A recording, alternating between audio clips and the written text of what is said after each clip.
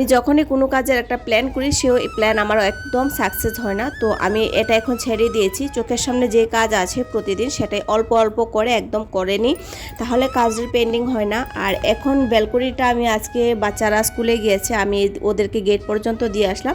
এসে ভাবলাম ঘরে অন্য কাজ এই টাইমে কিন্তু আমার পরে থাকবে, আজকে ওইদিকে আমি দেব না, কারণ ওইদিকে আজকে চোখ দেব না। আজকে ব্যালকনিটা আমি ক্লিন করবই করব।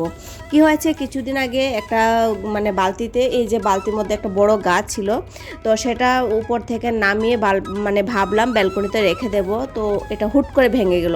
মানে ভাঙাতে না, মাটি একদম গোটা ব্যালকনিটা নোংরা হয়ে গেছে মাটি পড়ে। তো সেই মাটিগুলো আমি উঠিয়ে রাখলাম, আর তখন থেকেই মানে ভাবছি ক্লিনিং করব, কিন্তু ওই সময় হচ্ছে না, ঘরে কাজকর্ম করে আর সময় দিতে পারছি না। তো ভাবলাম আজকে প্রচুর ফুলও আসছে, সকালবেলা ফুল দুপুরিকে দেখে না আমার এত মায়া লেগেছে, মানে ভাবলাম এত সুন্দর ফুল এসছে, আর আজকে আমি ব্যালকনিটা ক্লিনিং করবই করব, কারণ ব্যালকনিতে এসে আমার একটু দাঁড়াতে হয়, নিচে যাওয়ার তো অতটা সুযোগ পায় না। তো আছে শুধু একটা ব্যালকনি, এই যে প্রচুর ফুল আসাতে আজকে আমার মনটাই খুশি হয়ে গেল, সত্যি কথা। তো সেই খুশিতে আজকে ব্যালকনিটা ক্লিনিং হয়ে গেল, আর বারবার ব্যালকনির মধ্যে মানে চক্কর